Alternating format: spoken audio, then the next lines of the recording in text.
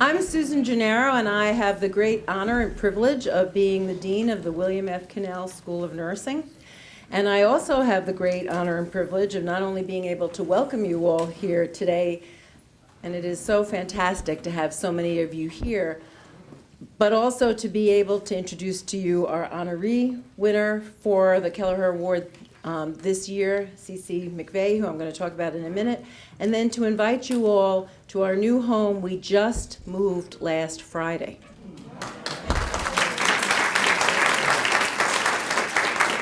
So I don't really even feel like I'm really here because it's been quite the week. But I am really interested in hearing what you all think when we get over there, and so we will explain to you what we're going to do then. So this is really an exciting Kelleher Award presentation and reunion weekend for us. And I'm particularly excited because there are so many of you that I've gotten to see over the years at this event or at the Pinnacle Lecture Series. It's really nice to get to see what I said to somebody, oh, my old friends. I didn't mean old, I just meant friends. So that wasn't so well said of me. Exactly. No, I didn't mean it that way. So let me just tell you that we're really thrilled to have some special guests here also who have worked with C.C. McVeigh as part of the Nirvana project we're going to talk about in a minute. Judy Beal, the Dean of Simmons, is here, and Anne-Marie Barron, who's celebrating an important reunion event. Where is Anne-Marie? But is the Associate Dean of Simmons is here, and we have some very special guests from the VA. Dr. Charnas is here with his wife, and Shirley Belizaire, who works with us, and we work with her actually, on the psych nurse practitioner residency program that we're going to talk a little bit about is here. So and there are other guests here from the VA. So we're so happy that so many people from BC, but also from the community and also from the VA could be here with us today. So with no further ado, let me tell you that we've been doing the Rita Kelleher Award since 2009. And this is an award that's given to a nurse who best personifies what a BC nurse is. A nurse leader, either in practice or in research, who provides leadership that's really important and makes a difference. And we're also very proud to have some of our past Kelleher Award winners here. So Jen Foley is in the room. Betsy Brown is also here. Somebody told me Ann Fink was here, but She's so busy today because she is the president of the Alumni Association. So they might have decided there's a problem she needs to solve. But she's here in heart, and I don't think I missed anybody else, have I? Good. So very important for us to have everybody here, especially because we are so thrilled to be able to honor C.C. McVeigh with this award. This is a woman who has really been a leader in so many ways. I just found out Friday, way after she was selected for this award, that for many years she was a leader in an alumni association from the School of Nursing at BC, which was a thing I hadn't even known.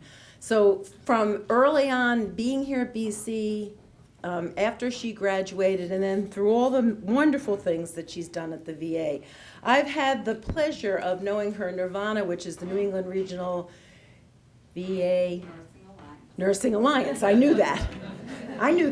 That was just a test. Started right before I got here.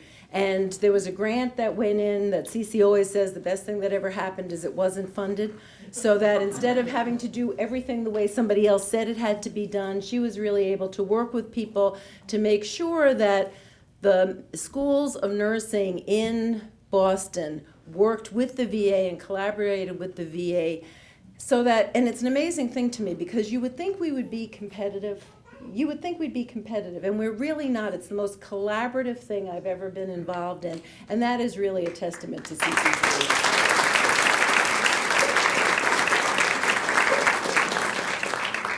We have all been delighted to receive, because of CC's leadership, from the American Association of Colleges of Nursing, an Academic Practice Partnership Award for Boston, which made us very proud last year. As I said, Boston College has the great honor of partnering with the VA for the Psych Mental Health Nurse Practitioner Residency Program. We are also very proud to have some of our undergraduate alumni work in the VA Post-Baccalaureate Nurse Residency, which is one of the few residency programs, post-baccalaureate residency programs, that is accredited by CCNE. And I was very delighted to have a very small part in that accreditation. So I could go on and on. The leadership has just been incredible, but I think probably it would be better for you to see the video because, you know, one picture is worth 1,000 words. So I'll keep the next 1,000 and pass you on to the video.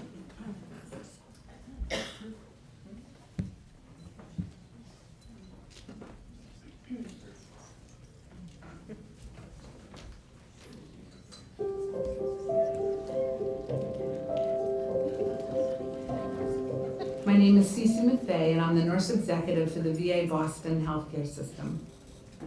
People really care about what they do here.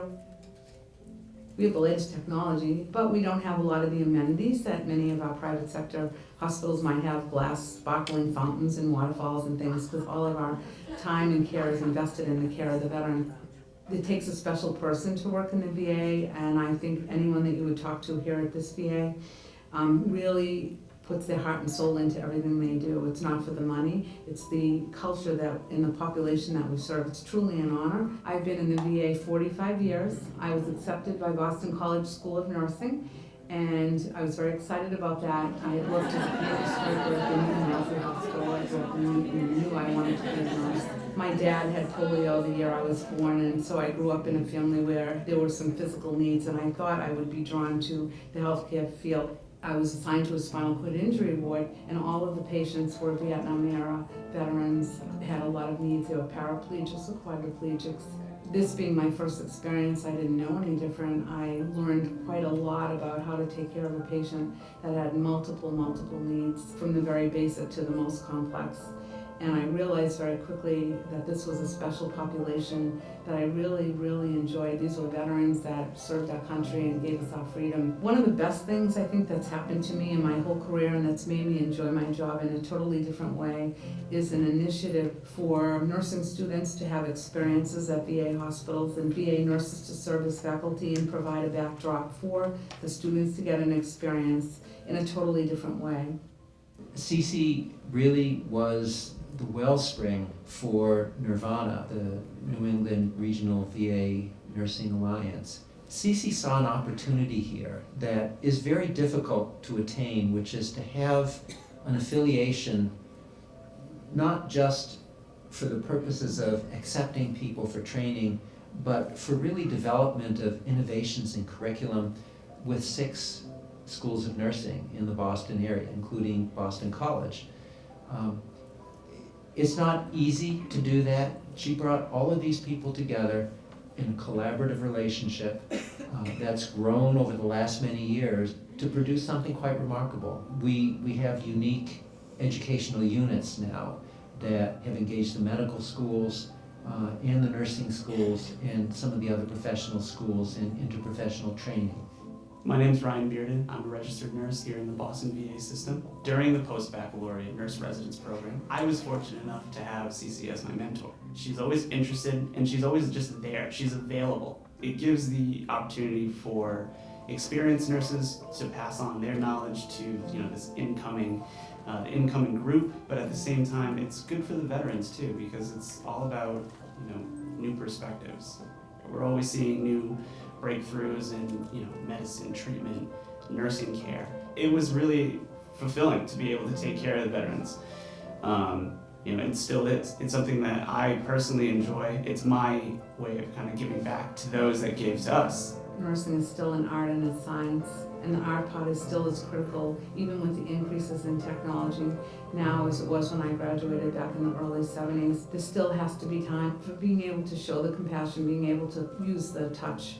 I don't think anything changes faster than healthcare. CC is always thinking about what are we going to do next, where are we going to be next year, the year after, 5 years from now, and how do we prepare ourselves to get to that place, to train the next generation to deliver what mid-21st century medicine and nursing care will be.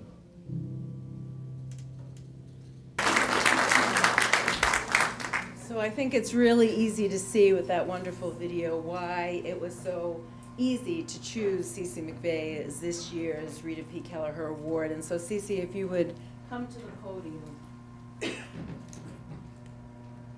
It's my tremendous honor and privilege to present you with the 2015 Rita P. Kelleher Award for Alumni Achievement. Thank you so much. Thank you.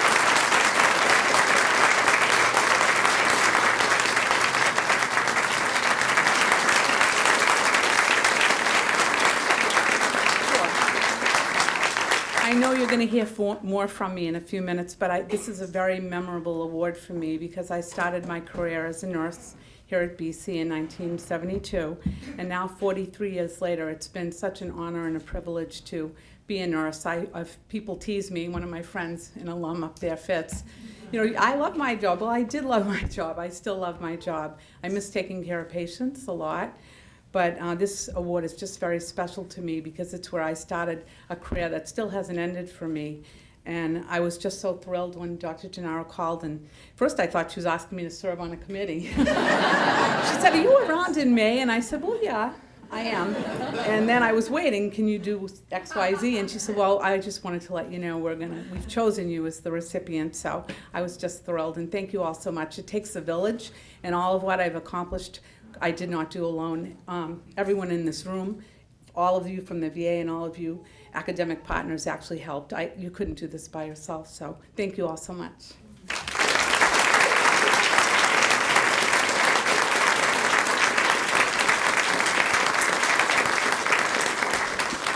So as we do every year, I'm going to ask Ben Berenbaum, who is the executive editor of the Office of Marketing Communication. It must not be your right title. Executive Director. I knew you weren't the executive editor of the office.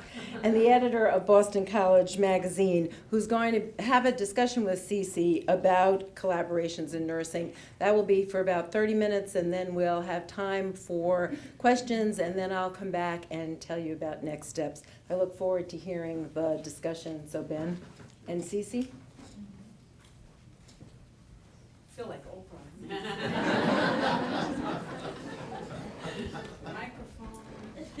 Let's see if we can figure this out. Hello? Hello. Yeah, it's on. We figured it out. Well, it's a pleasure to be here for the 7th year running. And this is the moment. My wife is astonished when I go out the door each year and say, a man who knows nothing about nursing is going to interview someone who knows a whole lot about nursing in front of an audience that knows everything about nursing. And she says, "Are you sure you want to do this?" Yeah. But it's a great pleasure to be here and to greet our distinguished guests, including particularly Dr. Charnas. I know you don't know this, but my son and daughter-in-law are professional musicians, and you treated both of them very well. Thank you for that great care. Yes, thanks. So let's. By the way, that committee work is still going to happen. See, you think you get the Rita Kelleher Award for nothing? No, you're going to pay. Let me begin. You spoke about this, and you and I talked about it on the phone too. What moved you to stay in VA nursing? There's a lot of glorious paths in nursing, and waterfalls or not, I would guess VA nursing is not the glorious path. It's a great path. But what moved you in particular to stick with it? Well, I think, this is on? Yes. Okay.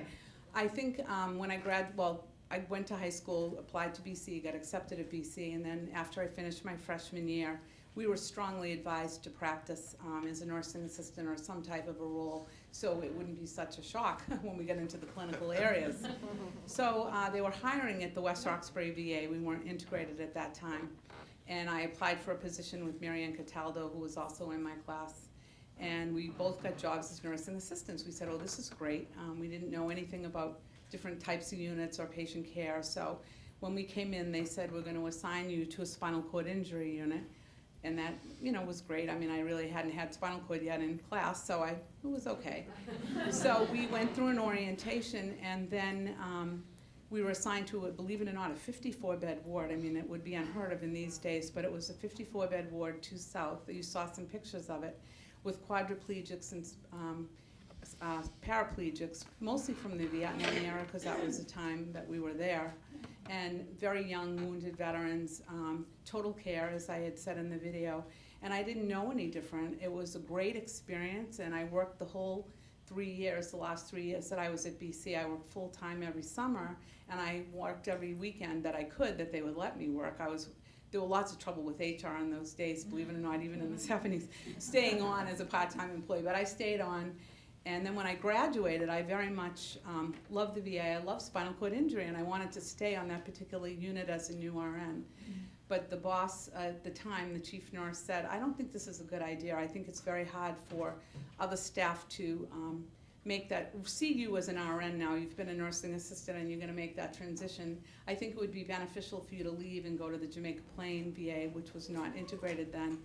And, spend a year or two, and then if you want to come back. And I knew then I really wanted to stay in the VA. I loved the mission. I loved the veterans. They were very appreciative. Not that other patients were not, but it was just special. I really, really loved it. So I went over to Jamaica Plain and started my career as an RN there in 1972. Never thinking when I started there as an RN that 45 years later, because it is 45 years now that I've been in the VA, that I would still be in the VA, but I cannot imagine working anywhere else. Again, it's not the money. The people I work with are phenomenal, and almost all of them are here. I mean, it's a relationship that I've had with different people over the years, people that really care. It's certainly not for the money, but I love what I do, and I love the mission, and I think we give great care. And I just never wanted to leave. I should also add, I met my husband at the VA. He was a nursing assistant. I was engaged, actually, to someone else at the time. Some of you may know that story. Are you sure we want to do this? It's okay. My family knows. Anyway, the head nurse... You see the camera up there, CC? It's okay. The world will know. It's okay. Hopefully the ex won't watch it. I don't think he's still around, but anyway. But anyway, I had met Joe and my husband, and the head nurse said, why don't you take him to lunch? He's a new employee, and he really doesn't know the ropes, and, take him to lunch. So we went to lunch, and he offered several months later to drive me down to Villanova, where David was going to school. And my mother said, something's not right here. He's driving you down to visit your fiance? Yeah, I don't think so. And I said, but he's going to drive me, Mom. She said, why? Later on, of course, I realized I was really naive, that he just wanted to spend time and try to get me away from David. And eventually I did leave David and I married Joe, and he too was a veteran, got all of his care in the VA. He died 9 years ago this September, but he would not have lived as long as he did with multiple medical problems were it not for the fabulous care that he got both at Jamaica Plain and West Rock. So I can't say enough about VA. Well, your ties are personal and professional, but you have a really large leadership position in the VA now. I think you said something like 1,200 FTEs. That's a lot of folks to look after, a lot of folks to direct. How do you allocate your time? You mentioned earlier you miss being a bedside nurse and being a nurse who looks after a patient. How do you allocate your time now so it's satisfying to you? Well, I try to do my email first thing in the morning. It can overwhelm you, and I really can't stand it. I'd much rather be with the people, so I try to get in extremely early. When you saw the video, we actually, I'm in the pitch black, and it wasn't a good idea to film in the dark, so we have a lighter scenario with me driving to work. But I try to do my email very early, and then after that, there are meetings that you must go to.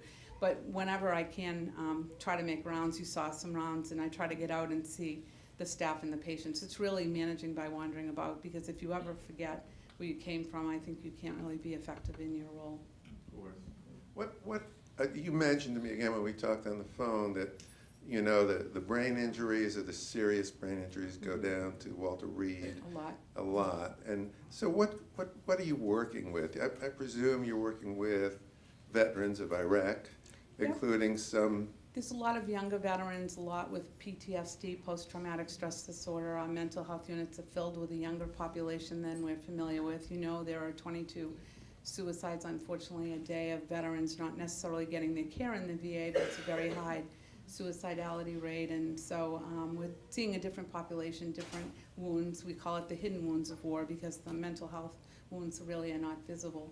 So it is a different population than we've seen.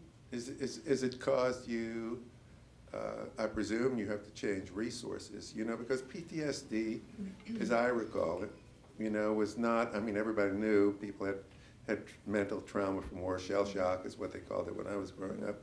But this has now become a major issue for the VA and for veterans generally, even those not treated in the VA. Right. So have you had to reallocate resources? There's been, well, you've probably unfortunately been following the news on the focus on the VA, not all unfortunately positive, but Congress has devoted much money and resources to augment the mental health services and many of the other services that we have in order to support the veterans. The veterans need the care whether they're in our VA system or outside our VA system, so we try to make sure that we educate everyone and all of the nursing staff that pass through our halls, because they'll be caring for veterans if they're not working for us anywhere else in Boston or anywhere else in the United States. So part of our goal and mission is to try and educate everyone as to the care of the veteran. And let me ask you from the perspective of a complete non-medical person, what's harder to deal with?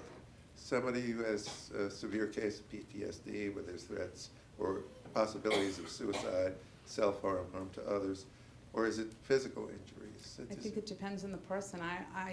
All are hard to deal with, and the person with the physical injuries almost always has mental health injuries as well, and the mental health injuries almost always have physical.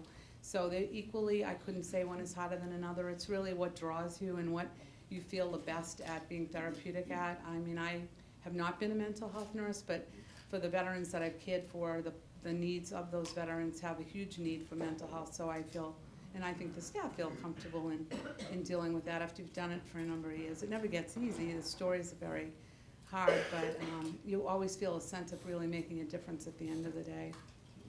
I'm sure you do. Can I ask you how many hours a week you spend on the job?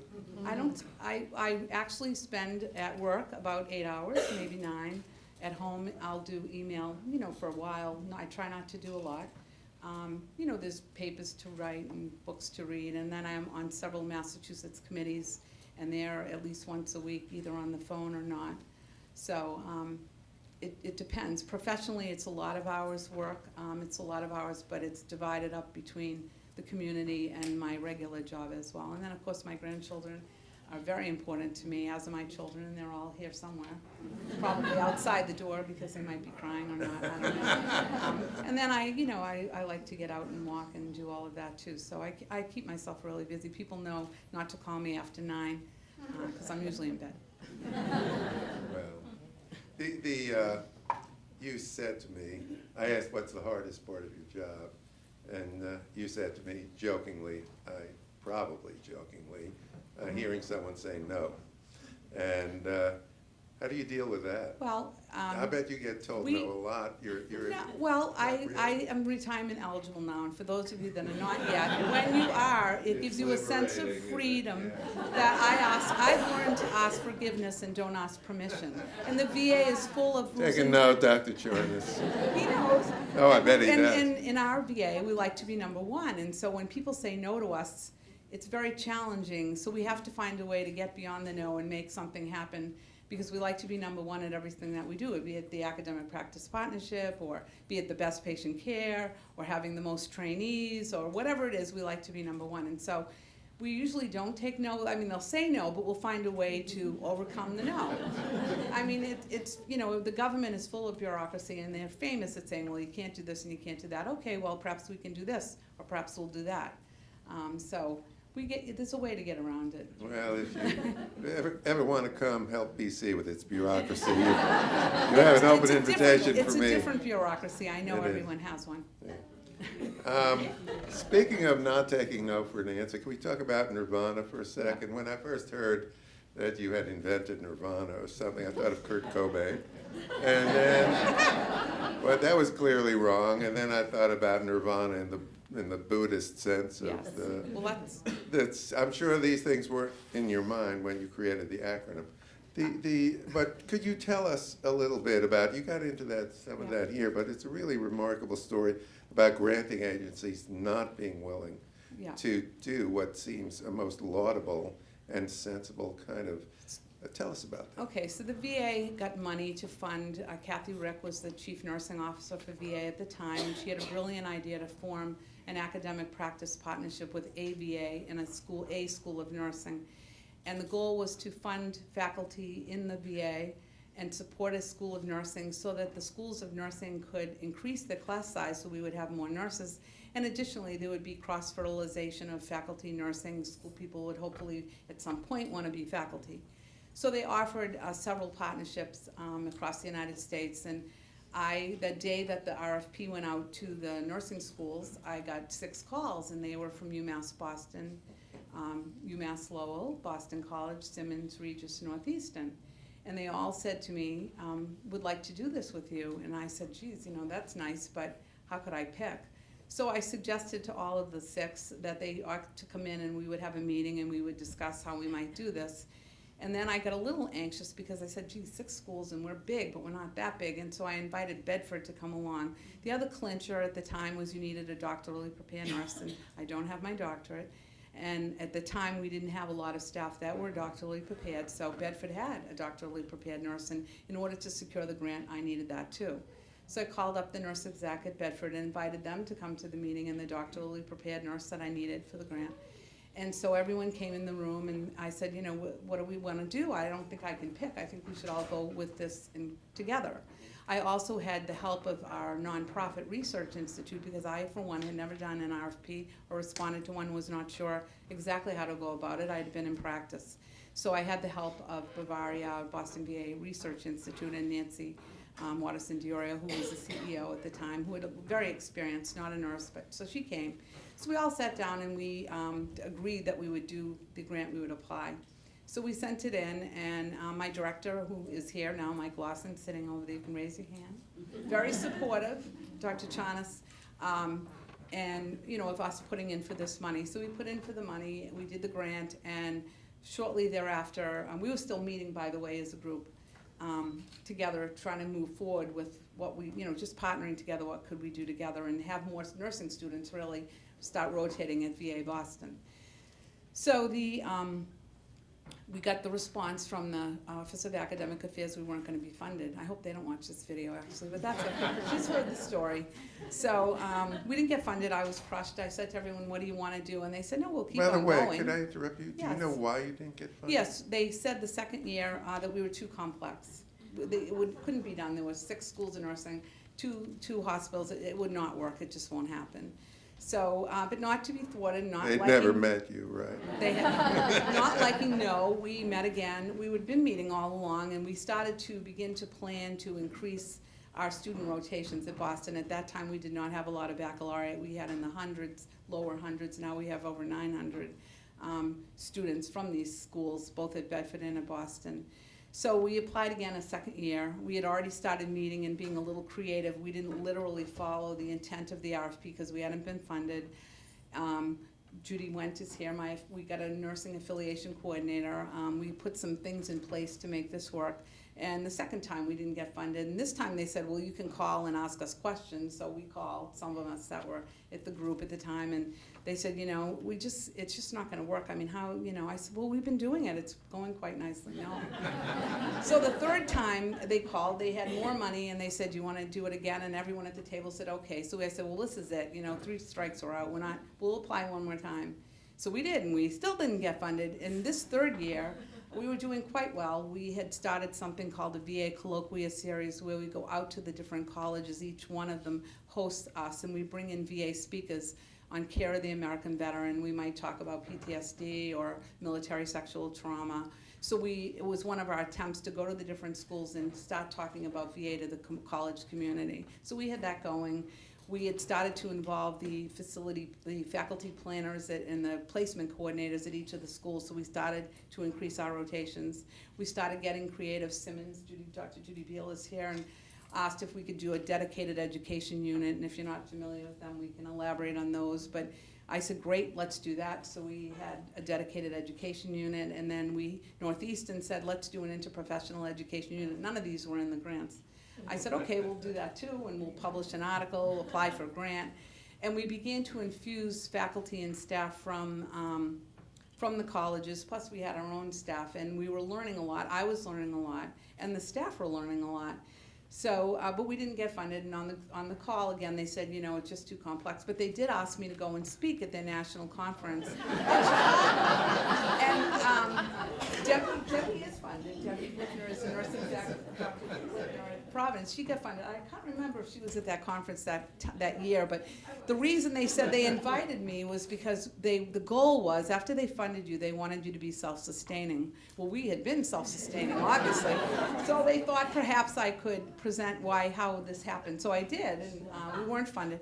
So at the end, Mary Doherty from OAA said, you know, well, Stacey, what do you attribute your success to? I said, honestly, Mary, the fact that we weren't funded. And I said, I don't mean that disrespectfully, but it allowed us the freedom to do what we wanted. We didn't have a goal of having 20 more students in each nursing school or 4 full-time faculty. We freelanced. We did DEUs and interprofessional units. We had our colloquia series. We started all sorts of programs and cross-fertilization, and it's been a success, such that last year, Dr. Gennaro submitted the application for the 6 schools for the Exemplary Academic Practice Partnership Award, which was mentioned by Dr. Gennaro with AACN and the Organization of Nurse Executives.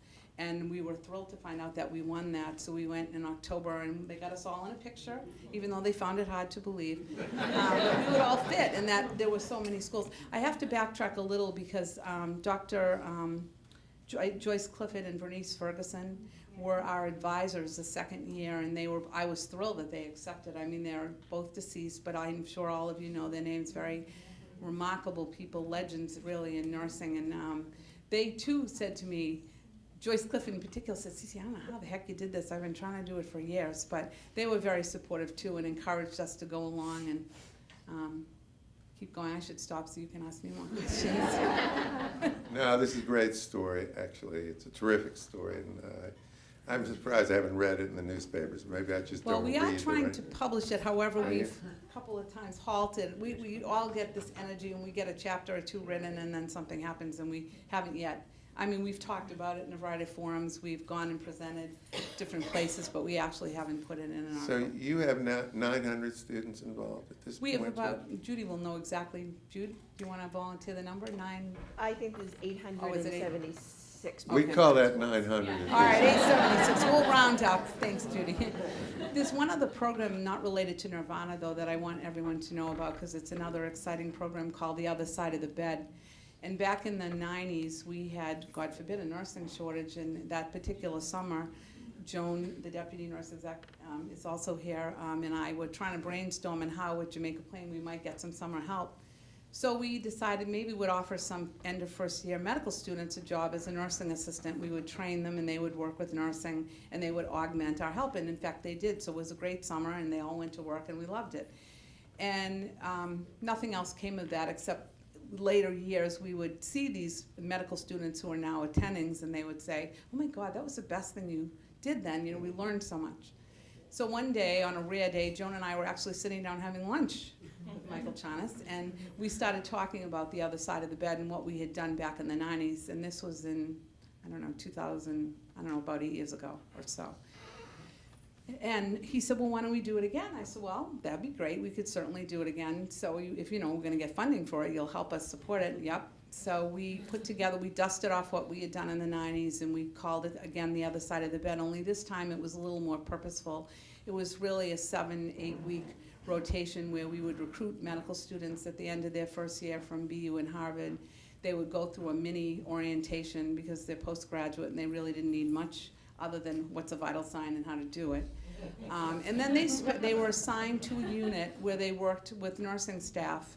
And so it was an 80% service, 20% really education. And so we built into this, which we didn't do back in the 90s, a lecture series where every Monday we would get them together and really talk about the program and give them different lectures, care of the dying patient and whatnot. So it became extremely successful. We had a video on YouTube. It was featured on Channel 5. We were told by the VA how to shut off YouTube, so we had some bootleg copies that were floating around. But The so VA must really love you guys. the next year, we actually got some inquiries, and we had some students from University of Wisconsin and some other places across the United States So it's continued on. We have some fabulous videos of their graduation where they tell their stories about how every medical student should really have this experience because they get to see the other side of the bed and patient care in a way they would not have ever seen it. Peggy had a student. Peggy's here, and Peggy's retired now. Peggy, did you love your student? I didn't start off, I didn't want anything to do with it. But listen, but wait. It was the best thing that happened. It was wonderful, and he appreciated it, and we appreciated it. So they really gain an appreciation for nursing. So we've actually taken this now a couple of steps further. BU is very interested now in having every medical student have this experience. So we can't really afford to spend 7 weeks. We don't have enough staff or room for that. But each medical student at BU over the course of this coming year will shadow a nurse. So I think the more interprofessional collaboration that we can do, the better off the future is going to be because the care has changed, the rotations for the physicians have changed.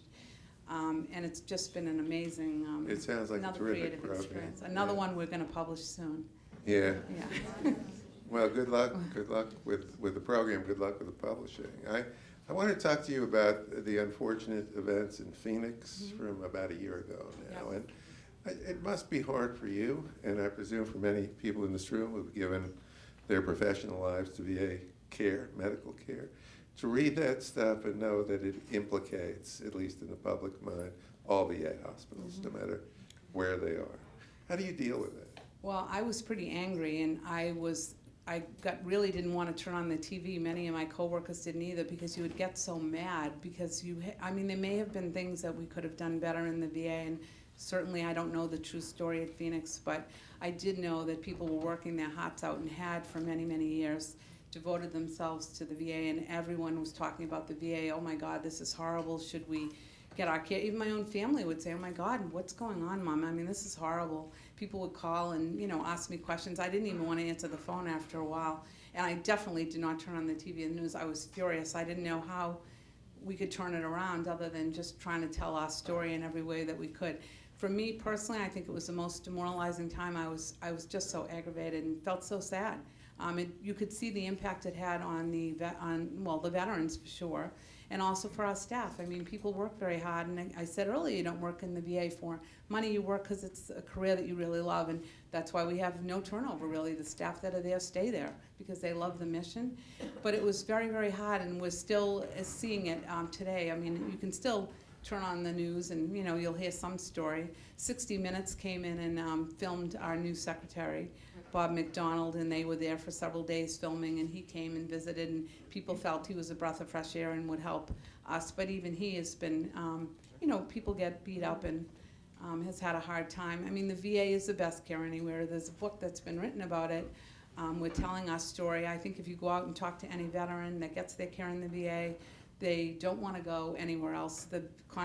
We have the Choice Act now, where if a patient has to wait too long for an appointment, I must say, though, our appointments are better than the private sector, at least in Boston. But if they don't want to wait, we can offer them care out in the private sector, and they don't want to go. They said, well, I'd rather wait 3 months and have my dermatology or whatever here at the VA than go to wherever. And I'm not saying we don't have great hospitals in Boston, but I think they have the camaraderie, they know the staff, they know the other patients, and there's just something special, and they don't want to go.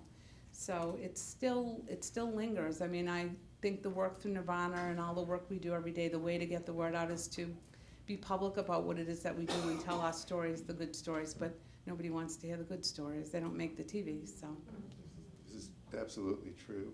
What your group, your hospital group, has been, I think, 6 years been on the Boston Globe's list of top places to work. How does that happen?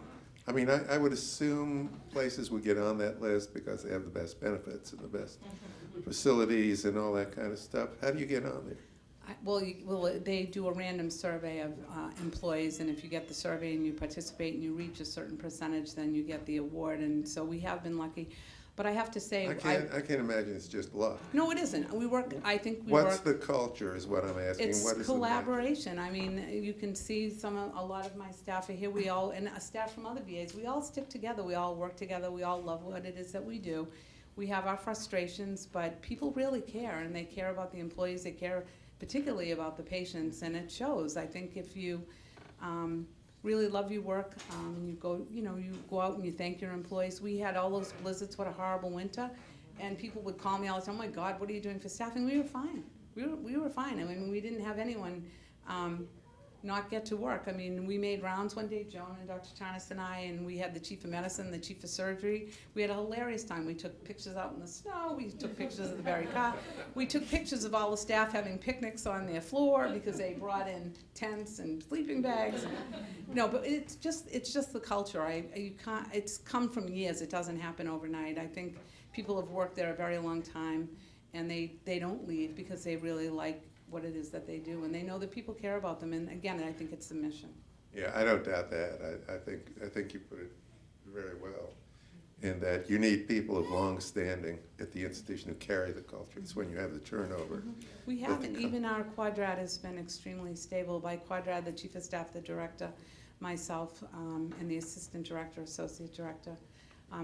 Michael Lawson, our old boss, you can raise your hand, is here. Very supportive for many, many years, and now we have Mr. Vincenting, but it's been a seamless transition. Change is hard, but we have, I think, also from a national rating, we have one of the highest ratings of a quadrad in terms of employee satisfaction in the United States for VA. So we've been very fortunate that throughout all of this trauma and trouble in VA, we've still been able to maintain our high standards and our respect of the employees. I think we're going to turn to you folks now. I'm sure you have questions to ask or things to say. In fact, if any of you would like to, I know many of you are very knowledgeable about the subjects we've been talking about. And if there are things you'd like to comment on that we have talked about, we'd love to hear from you. So please just raise your hand. We have some staff here with microphones. My colleague Tracy Beenan, by the way, who produced that lovely video, is here, right? So Cece, as one. Could you tell us who you are? We know in this case, by the way. I'm Judy Beal, and I'm the Dean of the School of Nursing and Health Sciences at Simmons College, and one of the 6 founding Nirvana schools. And I want to thank you for your leadership and your bringing us together, because I have been a dean or a director of Simmons now for 15 years. So I've been in Boston and Massachusetts a little bit longer than Dr. Gennaro, and we used to be very competitive. And I really credit you and your work of bringing us together. I mean, having a school of nursing, 21 schools of nursing in the Commonwealth, and 6 or 7 of us here in Boston, it's hard not to be competitive, seeking students and placements, but you really, I believe I can credit you for decreasing that competition. So on behalf of all 6 of us, I thank you.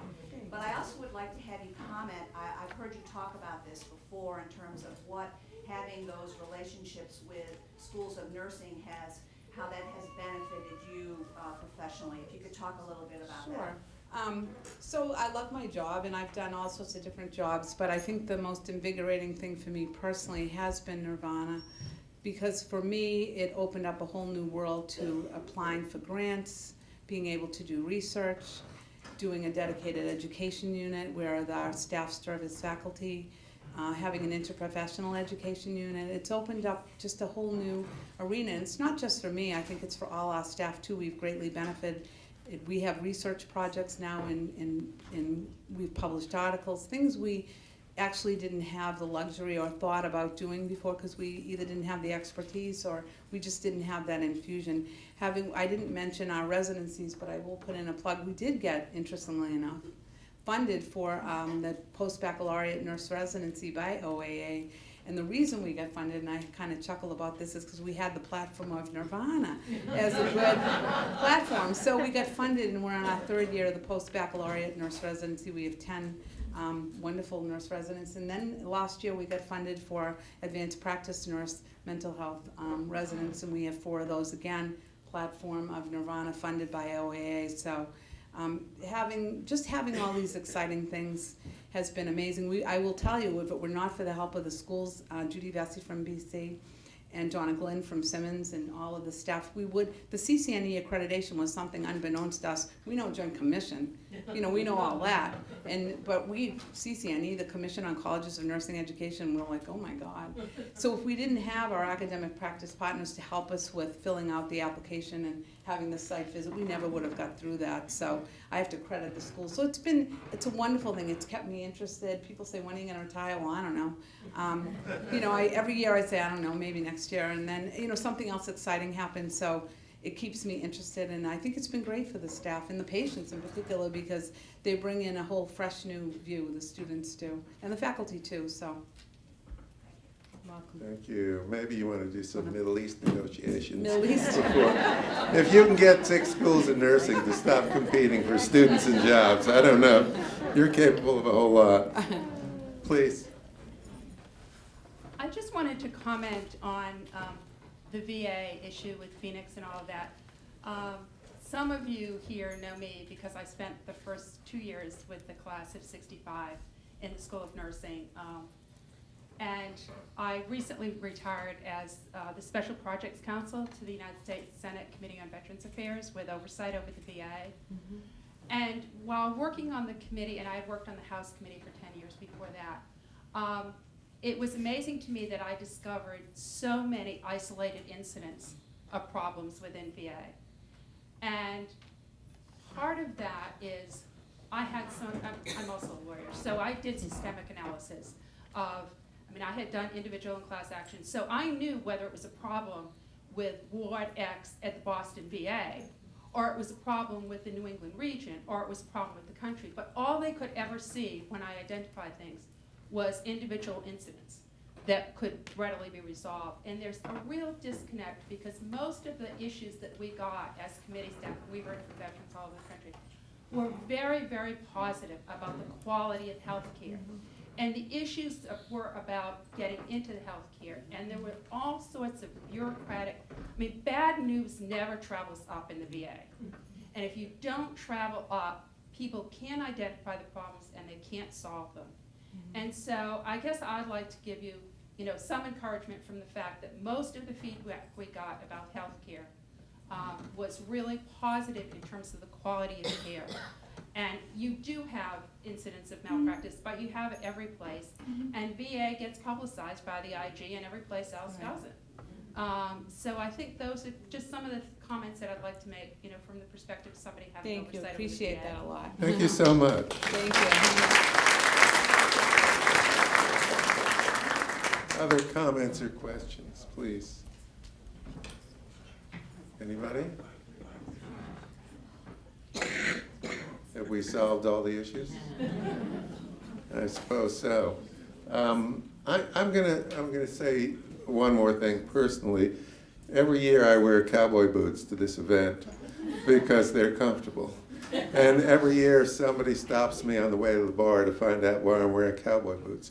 So to avoid being stopped on the way to the reception, I'll tell you I wear them because I suffered from plantar fasciitis for many years. And this is the best solution I could find. And it's not because I'm from Texas, believe you me. So if I could just say to Cece that this has been a delight.